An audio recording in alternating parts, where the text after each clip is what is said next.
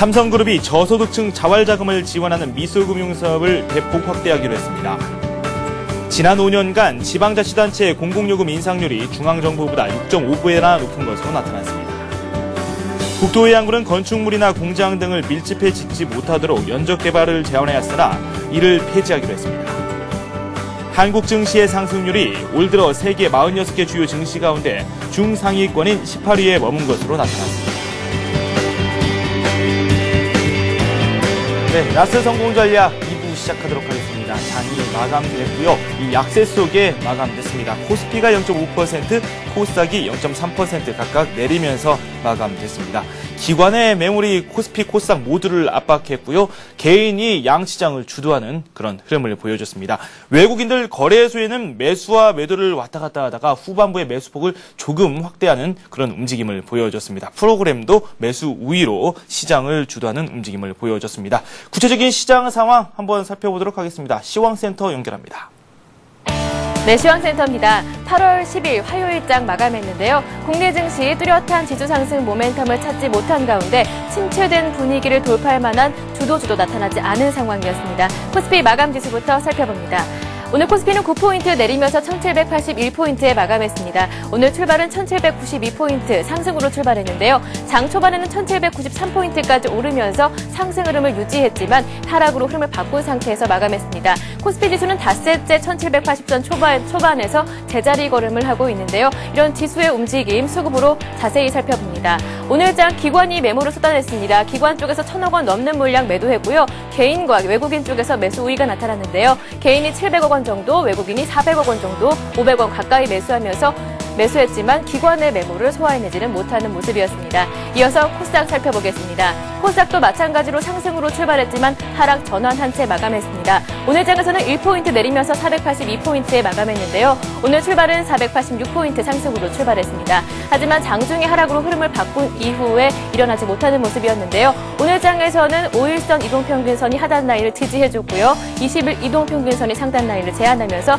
박스권 움직임이 나타났습니다. 오늘 장 약보합 나타나면서 482포인트에 마감하는 모습이었습니다. 이런 지수의 움직임 수급으로 다시 한번 체크합니다. 오늘 장 개인이 매수해줬는데요. 개인이 170억 원 정도 매수 우위가 나타났습니다. 반면에 기관과 외국인이 팔았는데요. 기관이 80억 원, 외국인이 60억 원 정도 매도 우위가 나타나면서 지수의 추가적인 상승에는 부담을 주는 모습이었습니다.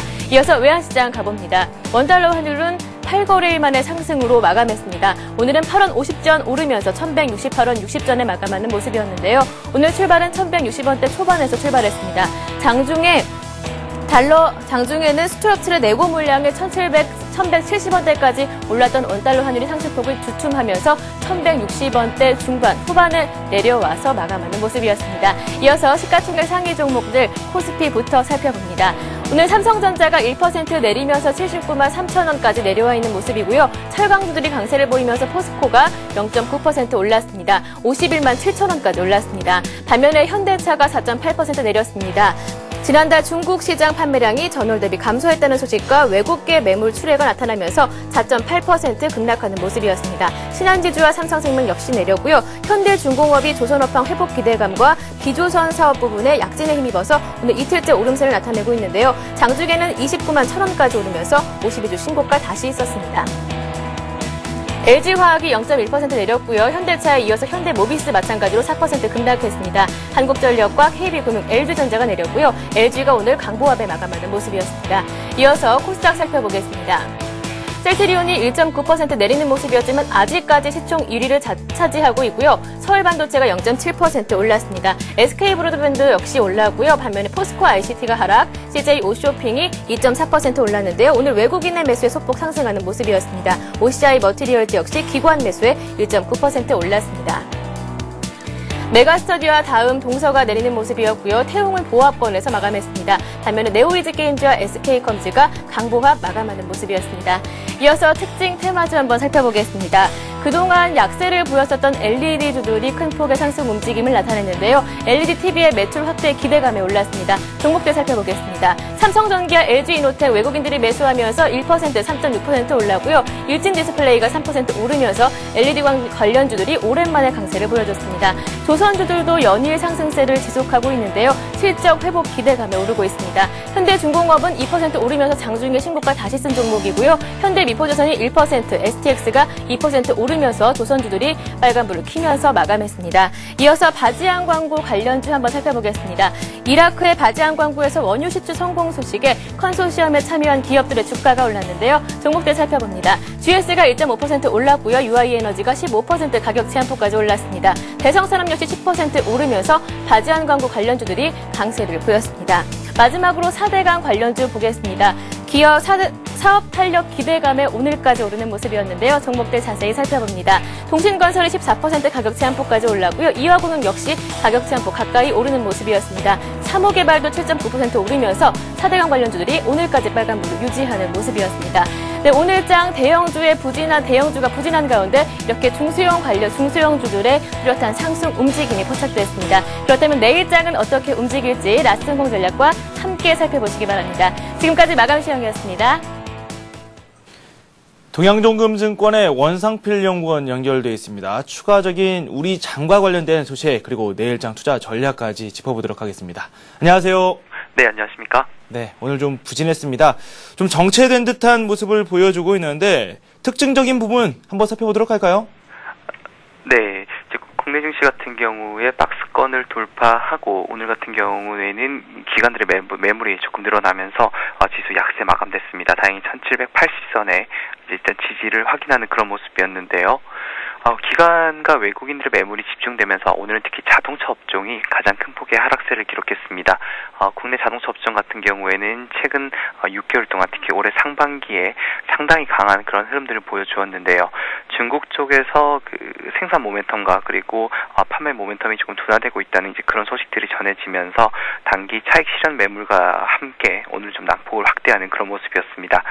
반대로 이제 4대강 개발 그리고 건설주들이 최근 계속적인 하락에 따른 가격 메리트가 유입되면서 오늘은 건설주들이 지수의 반등을 좀 주도하는 그런 모습이었습니다. 수급적인 측면에서 봤을 때는 외국인들 여전히 순매수를 지속해주고 있는데요.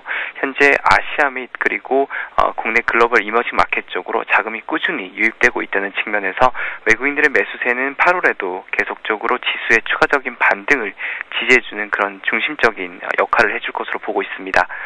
특히 코스피 지수 1800포인트 이상에서는 출회될 수 있는 펀드 매물도 제한적이라는 측면이고요. 특히 지금까지 환매를 하지 않고 잘 참아오신 투자자라고 하면 이제 대부분의 거의 모든 펀드 계좌들의 수익률이 플러스로 돌아서고 있기 때문에 일단 여기서부터 출회될 수 있는 기관들의 매물은 점차적으로 줄어들면서 특히 외국인들의 꾸준한 순매수와 더불어서 수급은 계속적으로 시장이 긍정적인 모멘텀으로 작용할 가능성이 높다라고 보고 있습니다. 네, 그렇군요. 앞으로가 또 중요하겠죠. 이 미국에서 들려올 FOMC에서 또 어떤 이야기가 나올지 그 부분이 상당히 궁금한데 미국 시장 전망도 같이 해보도록 할까요?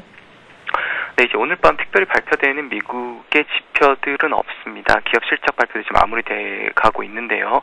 오늘 이제 의미를 찾자라고 하면 내일 예정되어 있는 FOMC 회의에서 이제 어떤 식의 코멘트가 나올지 또 지금 시장이 기대하고 있는 추가적인 경기 부양책에 대해서 코멘트가 나올 것인지 이 부분에 대해서 시장은 관심을 기울일 것으로 보고 있습니다. 미국 증시 같은 경우에는 기술적으로 보더라도 중장기 이평선이 모두 다 상향 조정되고 있는 가운데 이들 이평선을 상향 돌파하는 강한 반등 흐름이 이어지고 있다는 측면에서 추가 상승 가능 기대감이 매우 높아지고 있다고 볼 수 있는데요. 특히 미국 개인 투자자들의 심리도 자체도 현재 조정에 충분히 대응하고 있는 그런 국면이기 때문에 반대로 생각해보면 시장은 저점을 높여가는 그런 안정적인 흐름을 이어갈 가능성이 높다고 보고 있습니다. 덧붙여서 최근 EMBI 스프레드나 빅스 등 글로벌 위험 지표들이 꾸준히 고점을 낮춰가는 그런 투자 심리가 회복되는 단계에 들어서 있기 때문에 미국 증시도 추가적인 반등 흐름을 이어갈 가능성이 매우 높다라고 보고 있고요. 특히 한국 증시와 반대로 지금 미국 같은 경우에는 실적에 대한 기대감이 오히려 시간이 갈수록 높아지고 있는 그런 단계이기 때문에 3분기 국내 증시의 추가적인 반등 모멘텀은 미국 쪽에서도 충분히 찾을 수 있다라고 보고 있습니다. 네. 내일장에 대한 투자 전략도 한번 세워보도록 하죠. 어떤 부분에 있어서 우리 증시가 좀 메리트가 있는지 그 부분에 대한 설명도 함께 부탁드리죠. 네, 이제 계속적으로 은행과 증권업종에 대해서 시장에 관심을 좀 가지자라고 말씀을 올리고 있습니다. 특히 이번 주 목요일 금통위가 이제 예정돼 있는데요. 이번에 금리를 인상하지는 않겠지만 추가 금리 인상 가능성에 대해서 코멘트를 내놓을 것으로 보고 있습니다. 최근 농산물 등을 중심으로 물가가 가파르게 상승하고 있기 때문에 한국은행 입장에서 봤을 때는 금리 인상에 대해서 조급함이 더 높아지고 있는 그런 국면이라고 볼 수 있고요. 따라서 올해 3분기 그리고 올해 연말까지도 계속적으로 금리 인상 수혜주에 대해서 관심을 가질 필요가 있다라고 보고 있습니다. 특히 이번 상반기 같은 경우에는 수출주가 시장의 상승을 본격적으로 이끌어 주었는데요. 최근에 이제 이러한 흐름들이 워낙 강세와 맞물리면서 수출주에서 내수주 중심으로 그런 순환매가 발생하는 그런 흐름들이 이어지고 있습니다. 따라서 건설이라든지 은행주들 그리고 유통주들 쪽으로 최근 외국인과 기관의 저가 매수가 유입되고 있는데요. 특히 은행이나 증권업종 같은 경우에는 최근 주가 자체적인 측면 그리고 실적도 이번 2분기가 바닥이 될 가능성이 매우 높다는 측면에서 향후에 꾸준한 상승 모멘텀에 노출될 수 있을 것으로 보고 있습니다. 특히 지금 이러한 흐름상에서 봤을 때 여전히 양호한 수급가 그리고 3분기 사상 최대 실적에 대한 기대감이 남아있기 때문에 코스피 지수 1800 돌파는 무난히 이뤄질 수 있을 것으로 보고 있고요. 이에 따라서 단기적으로 증권가 그리고 은행 업종에 대해서 계속적으로 관심을 가지는 전략이 바람직하다고 보고 있습니다. 그렇다면 그 매수 시점도 이번 주로 이 가까운 시일 내로 한번 잡아놓고 접근하는 게 좋을까요? 네, 그렇습니다. 지금 시장의 유동성이 충분한 상황이고요. 조정을 기다리고 있지만 그 조정이 투자자들이 원하는 수준만큼 진행되지 않고 있기 때문에 오히려 매수 쪽이 초조할 수 있는 그런 국면입니다. 따라서 지금 가격대 측면에서도 주식을 사기에 부담 없다라고 보고 있고요. 오히려 꾸준히 오늘과 같은 장중 조정을 이용해서 저가 매수에 나서는 전략이 바람직하다라고 보고 있습니다. 네, 매수 강도에 대한 질문도 한번 드렸으면 좋겠습니다. 일단은 현금 비중 그리고 또 주식 비중 어느 정도로 가져가는 게 좋을까요? 시장이 이제 아무리 좋더라도 현금 비중은 일정하게 가져가는 전략이 이제 원칙론적인 측면에서 맞다라고 보고 있고요. 지금 이제 일각의 우려가 제기되고 있지만 글로벌 WDB라든지 또는 극심한 침체 국면으로 진행될 가능성이 희박하기 때문에 결국 증시는 이런 일정 부분의 우려를 안고서 꾸준히 오르는 그러한 안정적인 장세를 예상하고 있습니다. 따라서 주식 보유 비중은 70% 정도 이상을 유지하는 전략이 바람직하다고 보고 있습니다. 주식 보유 비중에 대해서는 70% 정도라고 이렇게 확실하게 말씀을 해 주셨습니다. 두 말씀 고맙습니다. 네, 감사합니다. 네, 지금까지 동양정금증권의 원상필 연구원과 함께했습니다. 잠시 후 뉴스가 이어집니다.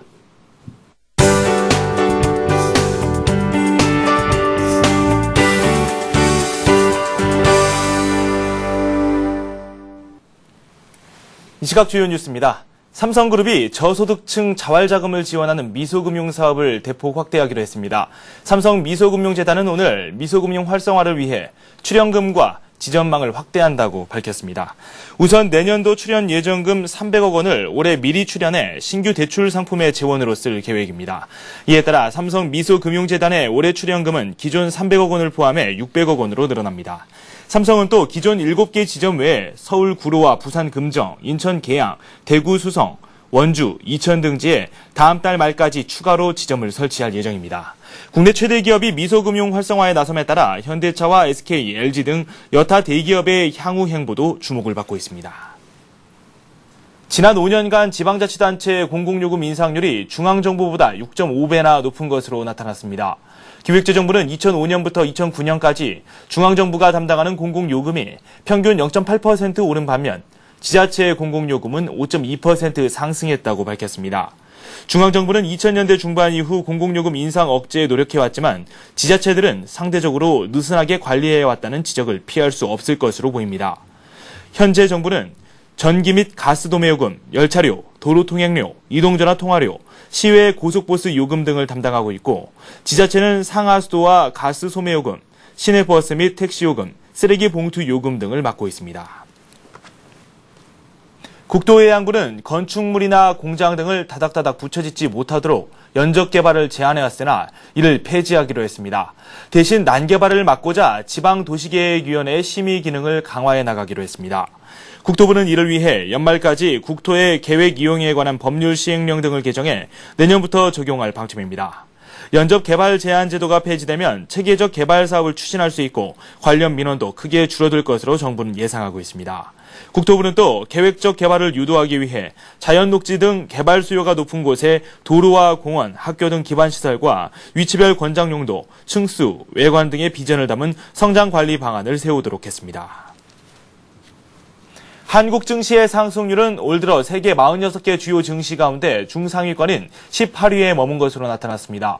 대신증권이 세계 주요 46개국 지수 등락률을 이달 초 종가 기준으로 비교 분석한 결과 스리랑카의 콜롬보 지수가 49.6% 올라 상승률 1위를 기록했습니다.